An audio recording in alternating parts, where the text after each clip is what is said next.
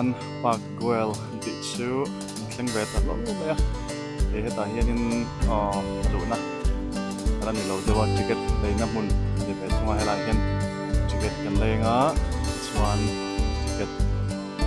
chu heta entrance lama so lama sanin hi kan hmuanga chuan a chung hi kan phang taw mai dawn ani heta hi ticket shop ania ticket kan lenga chuan entrance lama kan va hmuanga chuanin hi chung hi kan phang taw mai dawn ni hei tunai na lo atlang khop mai a hian amon te po hi nom mel khop mai he lama te po hen hu lama chu thlang na tela om bok ani hian kong an siam dan reng reng hi hei thing tlang ru mai a lama kong noi lam deuh te kong chung lam deuh te siam boka hian me khin ki chung lam te khi nom mel viau me a chung lam te ani do ngul mai ni hian chung lutana Park Güell chung lutana hian kwal don ani hei Park Güell Barcelona atengin chubai ule helai mun hi tourist attraction mun poimo tak mai nia tun hi abultan na chau ala nia a chung le hinglai hemi chung zong zong park chung zong zong hi a zau em mai boka chuan ti hian ka han phang kualanga hei an architecture ropui zia hi tuna kan hmuatang po hianin a hriat thei mai a chuanin vainia helai mun an theng thei hlauh mai hi van nei anin ti tak zet ani chuan a chung hi han luh chil zelanga hian tourist po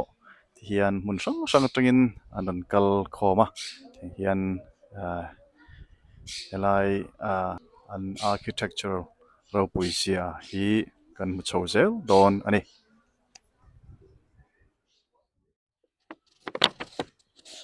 thlen chin chin mai hi wow ti vek tur hi ni to hi mola hei hian king te khi manlai architects ropui zia ta hianin hei mu tur tam tak oma chung te pok hi kina han lo nanga chung atang te an view thlanga ta hian hei engamani souvenir thil tele a thil dang neu te lo zo vele zela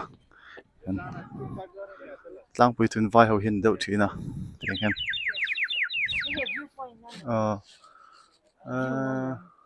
hemi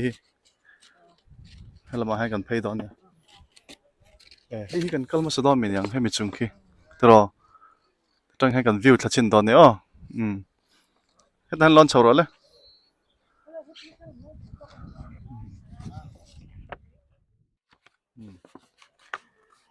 welcome to the Park Güell hinia hei venia Barcelona icon poimo tak mai I Park Güell kan omeka hei tuna kan hmu hi tiang hinin architect ropui tak mai Antoni Gaudi-a Kuthnu kania tiang hinin a thiam zia te le a fin zia te a thil siamatang hinin a hmuh theia tiang chuanin Pathian in mihring te nena fin na le hriat na le thiam na a pek te kaltlanga atil siam ropui tak mai mu ve theia kanom hi Pathian hena polom thu kan soi tak zet ani Park Güell hi Barcelona khawpui chung omania Barcelona icon poimo takani khovel mun sang atangin tourist te a hi pa chuan helai mun tang hianin sumtam tak an siam chuak ani chuwangin helai mun hi anni Barcelona le Spain tan pe chuan mun poimo takani ti kha han soi ma sadu ni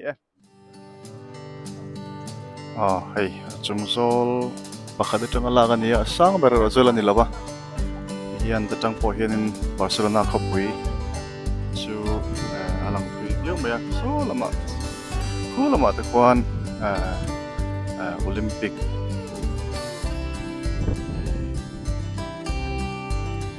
Malcon Port Olympic Barcelona alang thei ani hian moi em mai ni tang po hian hian view kwal anga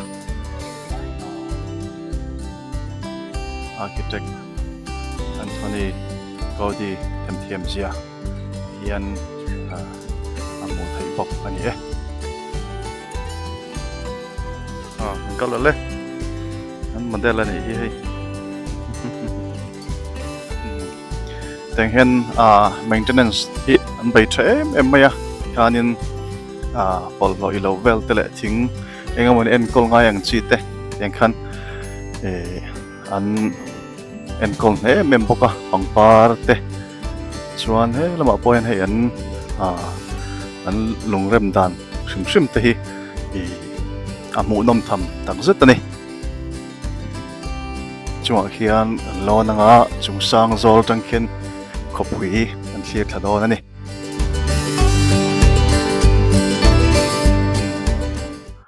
an in architecture design shim hi hmuh nom tham ani an kot kai ilo vel siam dan te engte hi hmuh nom tham tak zet ani nia tiang ma mun poi mo tak le mun moi tak mai kan mu ve thei hi van nei tin ti tian ne na po lom thu kan sei ni chunga hian lon cho ai ni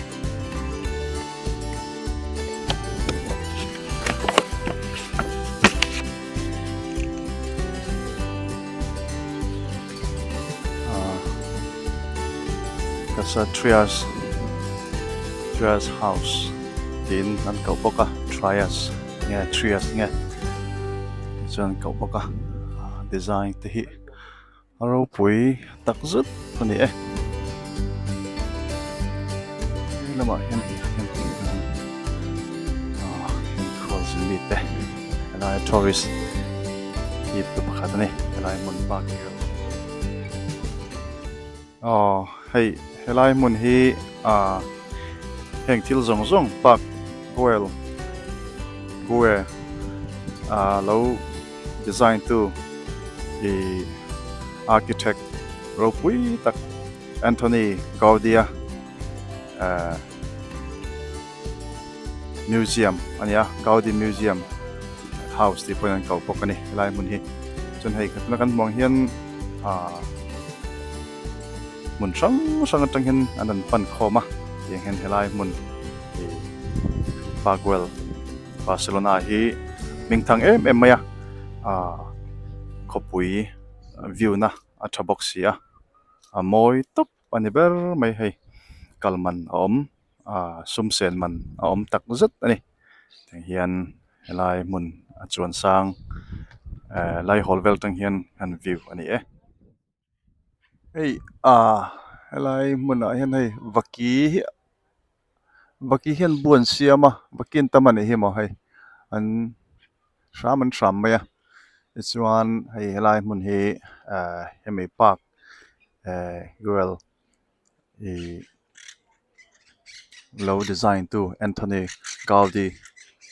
house museum an tiani helai mun hi chuan chuan museum ilo velte omboka hian tin han kwal phayanga hian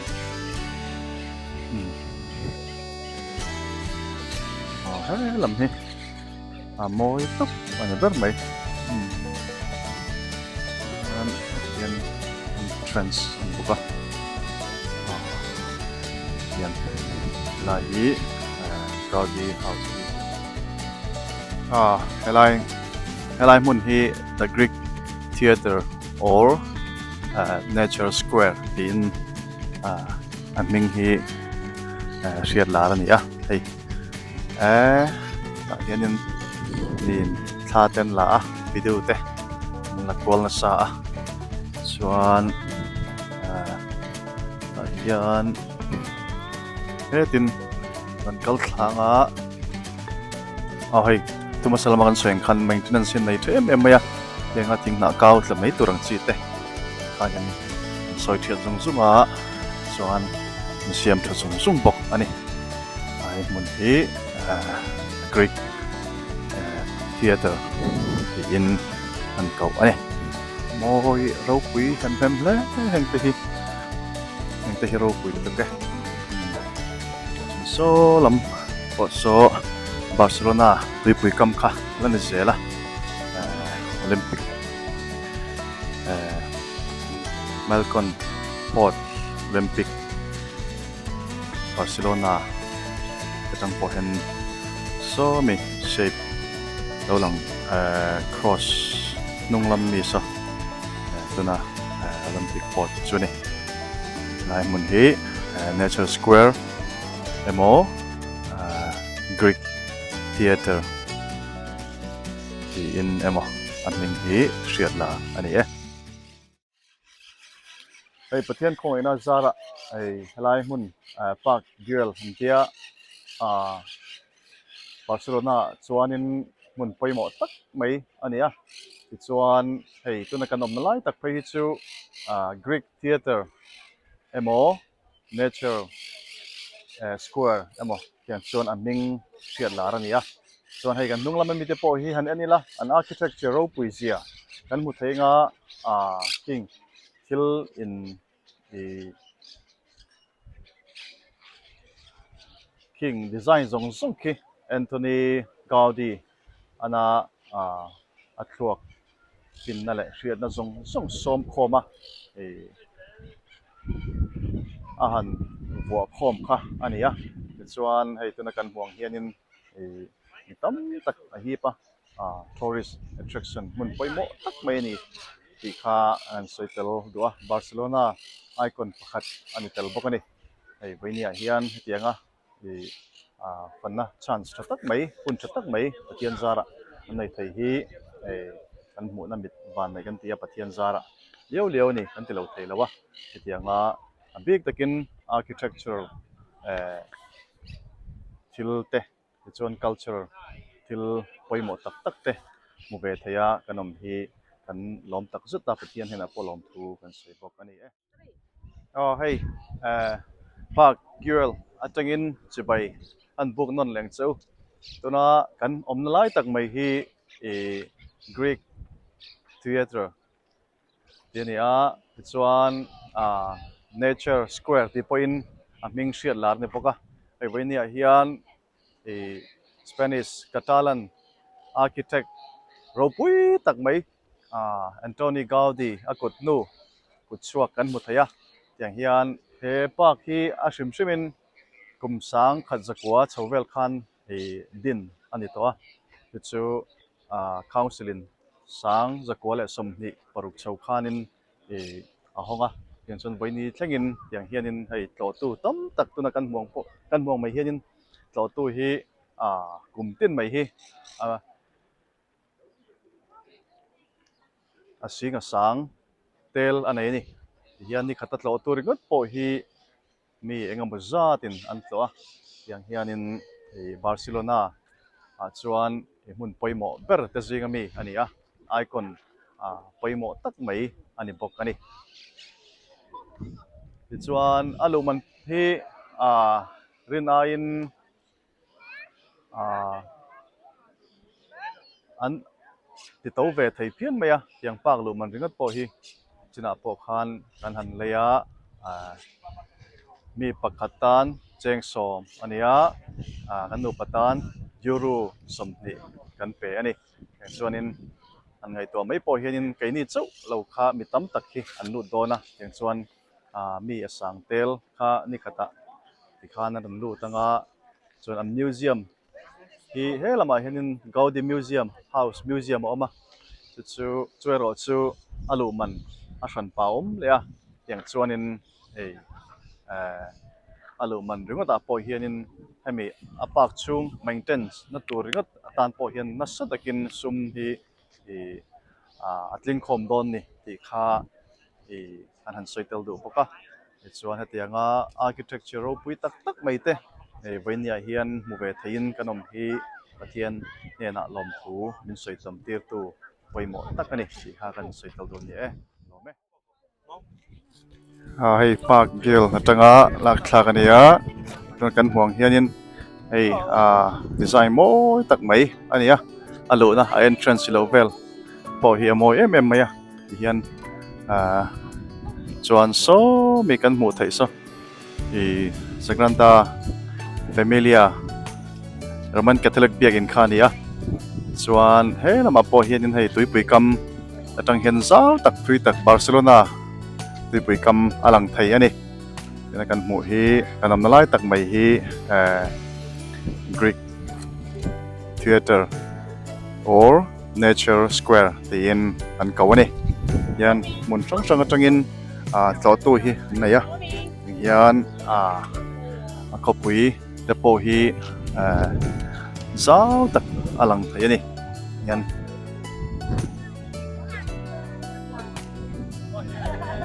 aluman hi Eurosom ania aman la khop mai le lumana om kalmana om yanga architecture ropui tak tak mai kan mu thei hi kan van nei tak zata chuan kalman om kan ti hle bok ani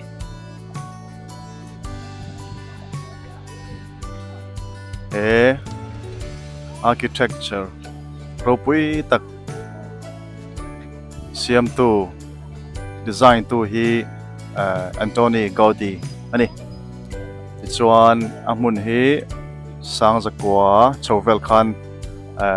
din tan nia chuan council municipal sang zakwa le somni paruk khan amun hi an lo hong to ani poini tlangin a maintenance na i lo vel te po thok chun soma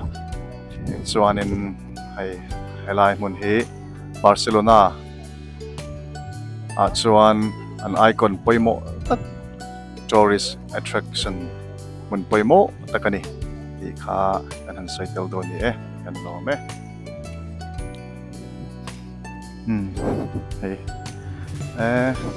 heng te hi design ri but te po hi ro pui thamani hi ma architecture ro pui tak ani hi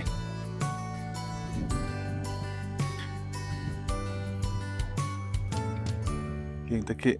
ta lai lo velin da khat baka kai andi aban te dingir sur mai ni yang lai vel te hi yang lai te hi mun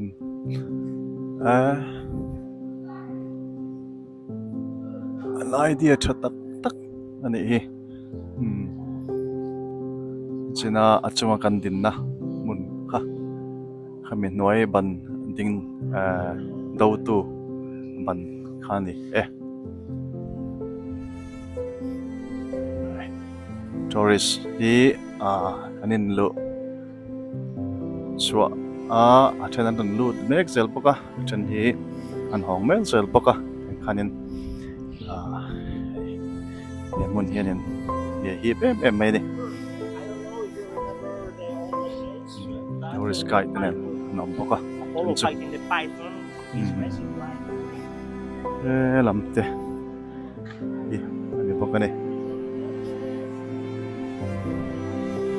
hi chuana ani ve thunga noi kwan chuak nga ticket te pokan scan don ani anti dan dang leve khop mai ticket hi chuak lama kan scan ve thunga khan an chuak to don ani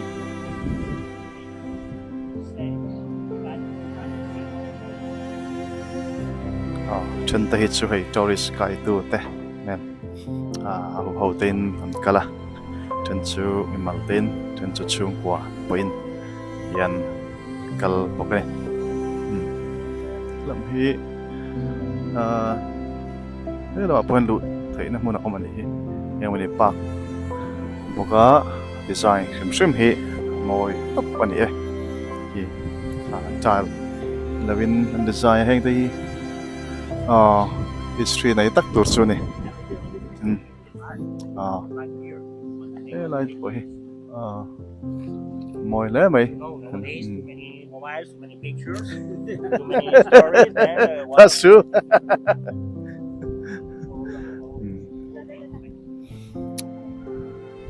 Là bạn thì mỗi combine design thì akan cuma akan tuan pal lah wah. Kadin view the pot moi em mấy cái tôi hay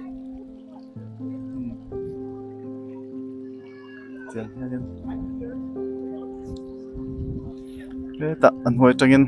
xa gần là anh à chuan kan hian moi em mấy idea chơi em mấy cái này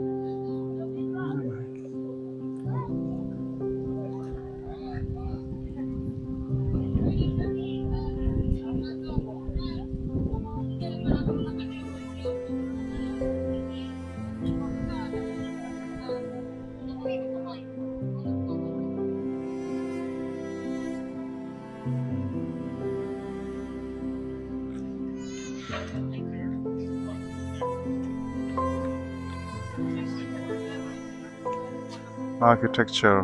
mỗi tất cả này Park Güell này design tu hi Antoni Gaudi Catalan mi này Barcelona Park Güell này thì kan ticket te chu zual lama kan scan ve ta hlauh zawk thì kan chuak ta Park Güell thor chu kan zo ta rui mai Antoni Gaudi-a architect Ropui tak mai em chuang hian in hmuh tur awma ching te chu kan ve na mit atlain ril rual him tak zuta hetianga architecture Ropui tak mai mu ve thaya kanam hi kawan nei kanin ti le ani Antoni Gaudi hi Catalan lammi ania Catalan chu Barcelona Catalonia mi ania helai hemi Park Güell hi Barcelona Spain ani kan lo me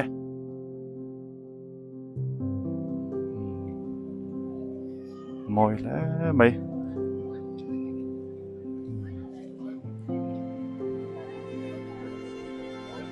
Park Güell